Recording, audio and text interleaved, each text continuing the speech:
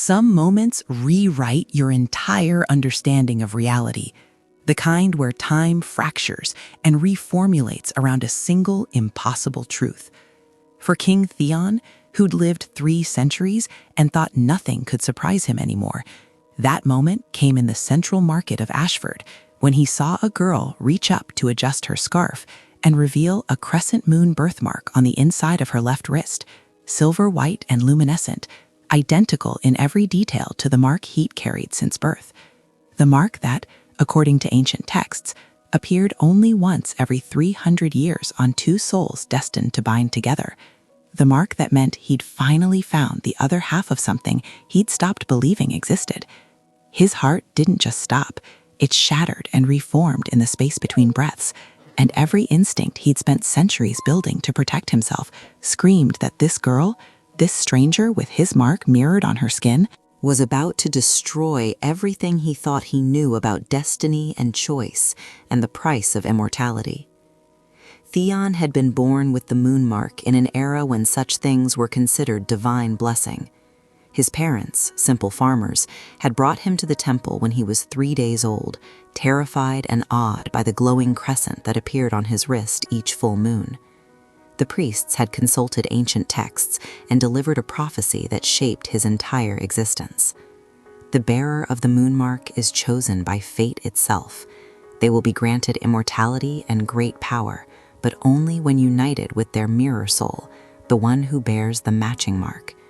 Until that union, they will age slowly, accumulating years and wisdom, but remaining incomplete. The union will either save the kingdom or destroy it, depending on the strength of their bond. His parents hadn't known what to do with a prophecy like that, so they'd raised him as normally as possible until his 10th birthday. When he stopped aging normally, by the time his peers were old men, Theon still looked 30. By the time their grandchildren were elderly, he looked 40. The slow immortality of someone waiting for their other half. He'd searched for decades, traveled the known world looking for another Moonmark bearer, found nothing. Eventually became a warrior, then a general, then through a combination of skill and the strange authority that came with being marked by fate itself, a king. He ruled well, because immortality gives you perspective. He fought fairly, because living forever means living with your choices. And he stopped believing in the prophecy, because 300 years is a long time to wait for something that doesn't exist. The Moonmark still appeared during full moons, still glowed silver white on his wrist, but he'd learned to ignore it, a reminder of a destiny that never materialized. Then came the day he decided to walk through Ashford's market without guards or fanfare. Just a king, tired of royal protocol, wanting to see his people without the filtering lens of ceremony. And there she was, a girl who couldn't have been more than 20, haggling with a cloth merchant over the price of wool. And when she reached up to push hair from her face, her sleeve fell back and revealed the impossible. Her name was Kira, and she had no idea what the mark meant. She was the daughter of a baker and a school teacher from the merchant district, ordinary in every way, except for the crescent moon birthmark that appeared on her wrist during full moons and faded by dawn. Her parents had taken her to healers when she was young, worried it was some kind of magical affliction. The healers found nothing wrong, just an unusual birthmark with bioluminescent properties, rare but harmless. So Kira grew up thinking she was slightly odd, but fundamentally normal. She helped in her father's bakery, taught basic literacy to children whose parents couldn't afford formal school, spent her free time reading adventure novels and dreaming of a life more exciting than kneading dough. She had friends and suitors and a perfectly acceptable life planned that involved eventually marrying someone practical and continuing the family business. The Moonmark was just a quirk, a conversation starter, something that made her slightly interesting at parties. She never imagined it meant anything more. Until the day a stranger in a common cloak approached her in the market, his face hidden by a hood, and said in a voice that shook with barely controlled emotion, "I need you to show me your left wrist, please." Kira's first instinct was to refuse, because strange men making odd requests in markets generally meant trouble. But something in his tone, desperate and reverent and terrified all at once, made her pause. Why? Just please. I need to see if I'm losing my mind, or if fate is real. Against all common sense, she pushed back her sleeve. The mark was faint in daylight, but visible. Silver-white crescent moon on the inside of her left wrist. The stranger made a sound like he'd been punched. Then he pulled back his own sleeve and showed her an identical mark in the exact same location. For several heartbeats, neither of them could speak. Then Kira found her voice.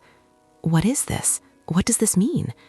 The stranger lowered his hood, and Kira recognized King Theon. She stumbled backward, nearly tripping over a basket of apples. "Your Majesty, that I don't..." He steadied her with gentle hands. "I know this is strange. Believe me, I'm as shocked as you are, but I need you to listen very carefully.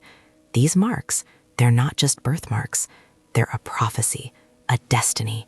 And you and I need to talk somewhere private before the full moon rises tonight, because when these marks activate fully, everyone within 100 yards is going to feel the magical resonance. We need to be somewhere controlled when that happens." Kira's mind spun. This was insane. Kings didn't approach random girls in markets and talk about prophecies and destiny, but the mark on his wrist was undeniable, identical to hers, glowing slightly brighter, as if responding to proximity. She made a decision that would change everything. "All right, but somewhere public. I'm not going anywhere isolated with someone I just met, king or not." He actually smiled. Smart. The Royal Library. Public, supervised, and has the texts I need to show you. Can you come now? She thought of her father expecting her back with supplies, of her perfectly normal life that was about to become decidedly abnormal, of the adventure novels she'd read, where characters faced impossible choices and always chose the interesting path. Yes, let's go figure out what fate wants with us. The Royal Library was overwhelming, thousands of books and scrolls in a space larger than Kira's entire neighborhood. Theon led her to a private reading room with glass walls, public enough to be safe, but quiet enough to talk.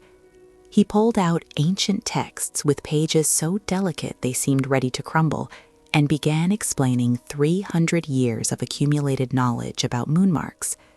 The prophecy said bearers would be granted power and immortality, but only when united. That union would either save or destroy the kingdom, depending on the bond's strength. That finding your mirror soul was supposed to happen naturally, not through 3 centuries of searching. That he'd given up believing she existed. Kira listened, trying to process information that rewrote her entire understanding of herself. So I'm supposed to be immortal? Only if we bond, if we choose each other. The prophecy is clear on that. It has to be a willing union, not forced, not arranged, chosen. And if we don't choose each other, then we stay as we are. I continue my slow immortality. You age normally. The prophecy remains unfulfilled. She looked at her mark, glowing slightly brighter in response to his proximity. What happens if the prophecy isn't fulfilled? He was quiet for a long moment. The texts suggest the magic bound to our marks will eventually destabilize. Could take decades or centuries. But eventually, the unfulfilled destiny becomes a curse instead of a blessing. For both of us. Her breath caught. So we don't really have a choice. We have the only choice that matters. Whether we decide this based on fear and obligation, or whether we actually get to know each other and choose based on who we are, not what fate says we should be. Kira studied this immortal king who'd lived 300 years and still believed in genuine choice despite prophecy. That's either very wise or very naive. Probably both. He offered a wry smile. I've had a lot of time to think about fate versus free will. My conclusion is that destiny might set the stage, but we write the script. So here's what I propose. We spend time together. Get to know each other as people, not as prophecy fulfillment. If genuine connection develops, we explore that. If not, we figure out how to live with unfulfilled marks and whatever consequences come. No pressure, no expectations. Just two people trying to make sense of something neither of us asked for. She appreciated the attempt at normalcy, despite the cosmic absurdity of their situation. All right, but I have conditions. Name them. I continue living my normal life. I help at the bakery. I teach my students.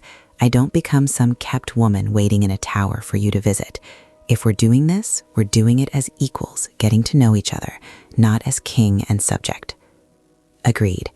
What else? You tell me the truth. Always. About the prophecy, about your past, about what you're really thinking. I can't make informed choices without information. He extended his hand. Deal. I'll be honest if you will. She shook it, and the moment their palms touched, both moonmarks flared bright enough to light the dim reading room. Magic rippled outward, harmless but undeniable. They pulled apart quickly, both breathing hard. That was, Kira started. Intense, Theon finished. The full moon isn't until tonight. If that's the reaction from casual touch, we need to be prepared. She felt fear and excitement war in her chest. This was real. Whatever this was, it was undeniably, impossibly real. Then I guess we'd better figure it out together. The next weeks were the strangest of Kira's life. Theon visited the bakery like a normal customer, buying bread and talking with her between customers. They met in the library to research the prophecy, poring over texts that offered more questions than answers. He told her stories about his 3 centuries of life, and she told him about growing up ordinary in a world that didn't believe in magic anymore.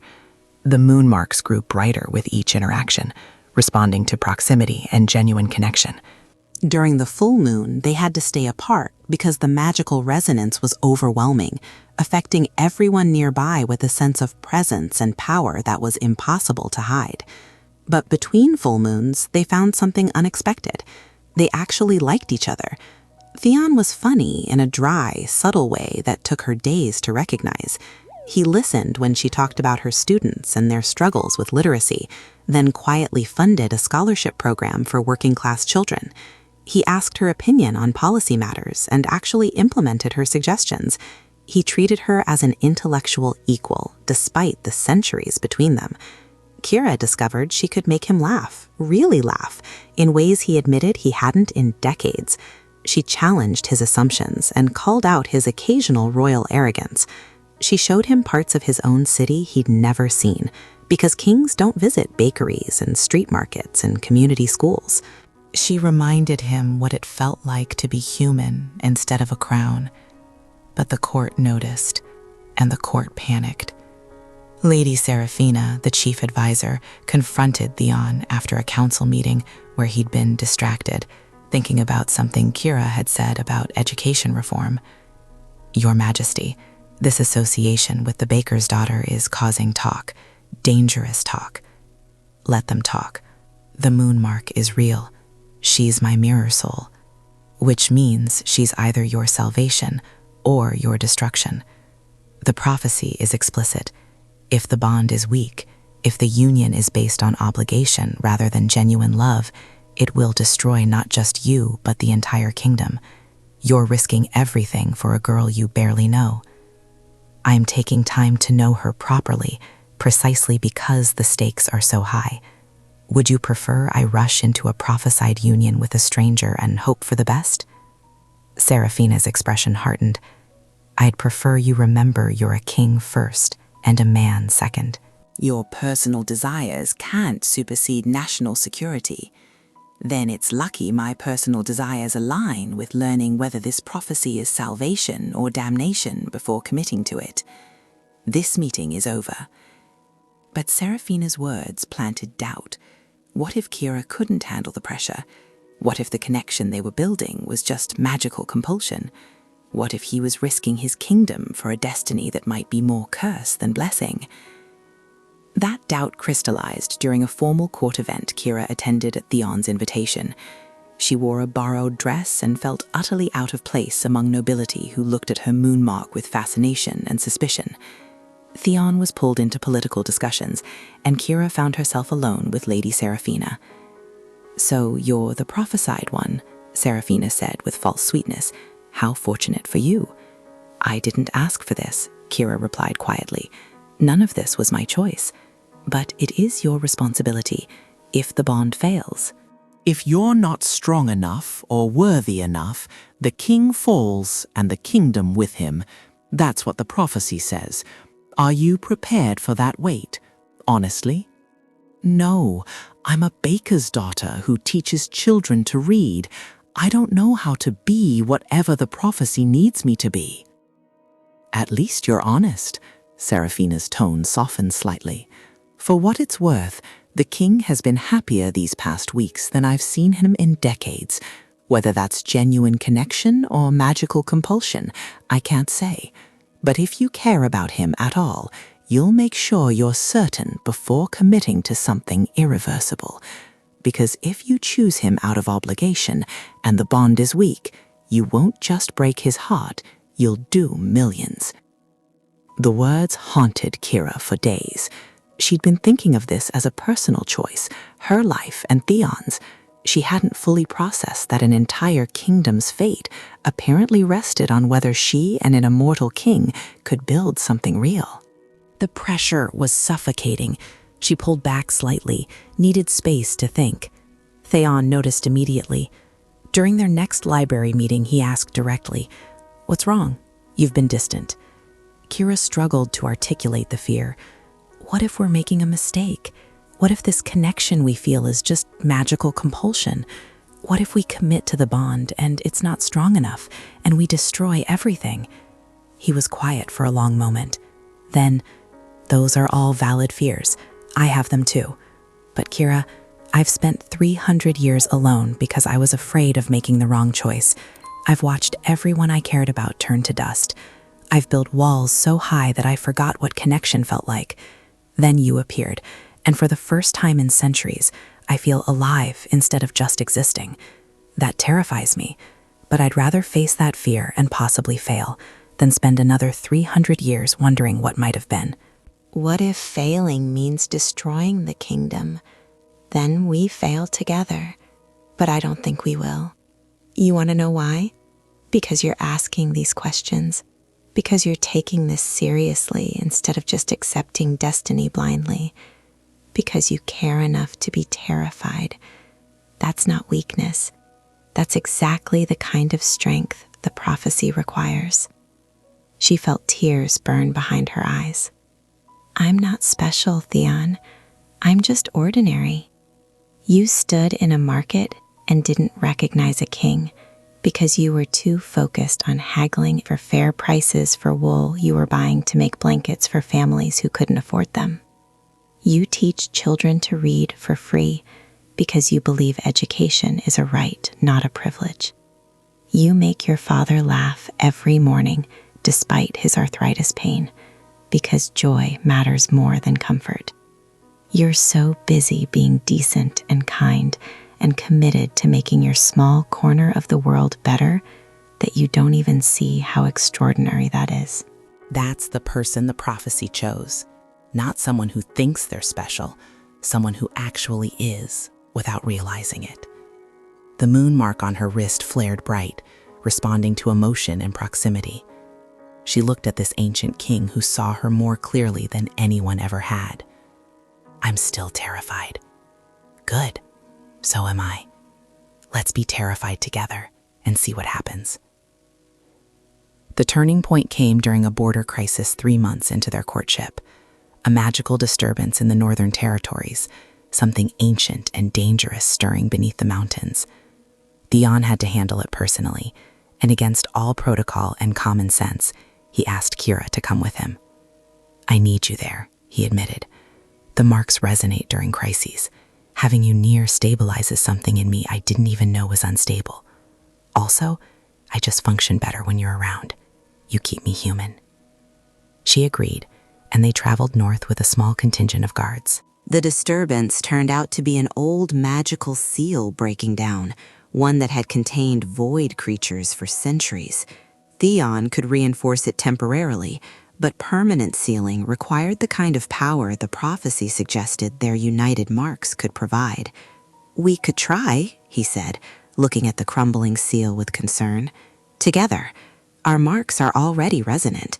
If we channel that consciously—" "That's not the same as full bonding," Kira said, "but it's close. Are you ready for that?" She looked at the seal, at the darkness pressing against it, at the terrified villagers that would be destroyed if it failed completely, then at Theon, this man who'd become her closest friend and possibly something more. Ready or not, people need help. Let's do this. They stood before the seal, pressed their marked wrists together, and opened themselves to the magic that had been building between them for months. The moon marks blazed like captured stars, power flowing through them in a circuit that felt right in ways Kira couldn't articulate. She felt Theon's 300 years of loneliness and determination. He felt her fierce love for ordinary people and refusal to accept that destiny meant surrendering choice.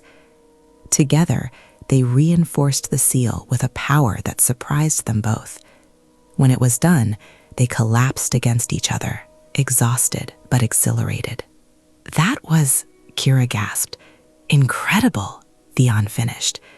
"And that wasn't even full bonding. Imagine what we could do if we committed completely."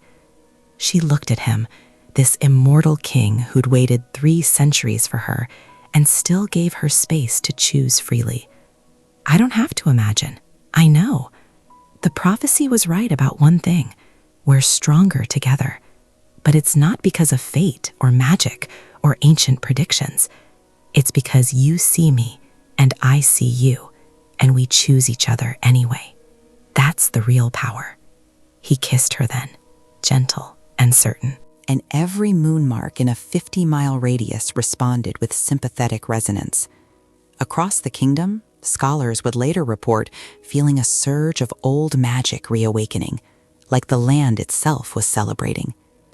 The formal bonding ceremony happened 6 months after they met, not because prophecy demanded it, but because they genuinely chose it. The ritual was ancient and complex, requiring them to speak vows during a full moon while standing in a circle of witnesses. Kira's parents were there, overwhelmed but proud. Theon's most trusted advisors attended, including Seraphina, who looked cautiously hopeful, and representatives from across the kingdom gathered to witness the fulfillment of a 300-year-old prophecy. Kira wore a simple dress with moonflowers woven into her hair. Theon wore formal regalia, but removed his crown before the ceremony began. "Today, I'm not a king, just a man choosing his mirror soul." The vows were traditional, but they added their own. "I choose you not because fate demands it, but because you make me better," Theon said. "Because 300 years of searching led me to someone worth waiting for. Because you're stubborn and kind and brilliant, and you call me out when I'm being ridiculous. I choose you freely, completely, eternally." "I choose you not because of what you are, but because of who you are," Kira responded. "Because you've seen every part of me and never once made me feel ordinary. Because you listen and you learn, and you care about people in ways kings aren't supposed to. I choose you knowing exactly what I'm committing to, and I'd make the same choice every single time." When they pressed their marked wrists together for the final bonding, the magic that erupted was visible across the entire kingdom. Silver light that rose like a pillar to the heavens, confirming that the prophecy was fulfilled and the bond was strong, stronger than anyone expected. The immortality granted to Kira wasn't instant, but gradual, her aging slowing to match Theon's until they'd be eternal together. The power they gained was subtle, not flashy, enhanced connection to the land's magic, ability to sense threats to the kingdom, a bond so deep that they could feel each other's emotions across distances. And the kingdom? It didn't fall. It thrived. Because the prophecy had been right about the condition. A weak bond would destroy. A strong bond would save. And what they'd built, through months of honest conversation and genuine friendship, and choosing each other despite the pressure, was unbreakable. They ruled together, not as king and consort, but as genuine partners. Kira continued her education work, now with royal resources and authority. She established schools across the kingdom, making literacy accessible regardless of class. She brought the perspective of common people to policy discussions, ensuring nobility didn't lose touch with those they governed. And she kept Theon grounded, reminding him regularly that immortality and power didn't mean forgetting what it felt like to be human. Theon learned to share power in ways 300 years of solo rule had never taught him. He made mistakes, and Kira called him on them. She made mistakes, and he supported her through them. They built something that transcended prophecy and became simply a partnership between two people who'd been given an impossible situation and chosen to make it work. 10 years into their bonding, during a quiet evening in the library where they'd first talked about destiny and choice, Kira looked up from the book she was reading. "Do you ever regret it? Waiting 300 years? Missing out on other lives you could have lived?" Theon considered the question seriously. "Sometimes I wonder about the paths I didn't take. But then I look at what we've built, the policies we've changed, the lives we've improved, and I know every moment of those 3 centuries led to finding you." "That's not regret, that's purpose," she smiled. "You know the wildest part? If you'd found me even 10 years earlier, I wouldn't have been ready. I needed those 20 years of living and learning and figuring out who I was before I could be your equal partner. The timing was actually perfect." "Maybe that's the real prophecy," he mused.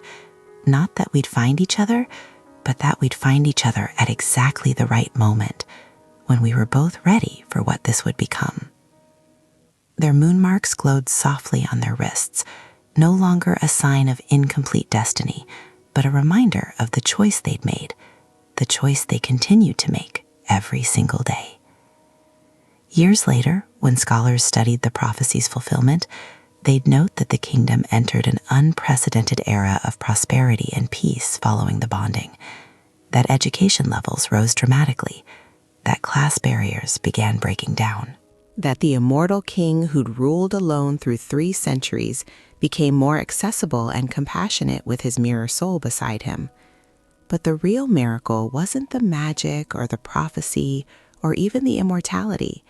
It was 2 people who were given destiny and chose each other anyway, who built something real beneath the weight of cosmic expectation, who proved that the strongest bonds aren't forged by fate, but by the daily decision to see each other, honor each other, and keep choosing each other through every challenge that comes. If this story reminded you that real connection is always a choice, hit that subscribe button and ring the notification bell. Drop a comment with the word moon if you believe the best relationships are built on genuine friendship and mutual respect. Share this video with someone who needs to know that destiny might set the stage, but we write our own scripts. Sometimes the person fate chooses for you turns out to be exactly who you'd have chosen anyway. Thanks for watching, and remember, the marks on our skin might be written by destiny, but the marks on our hearts are written by choice.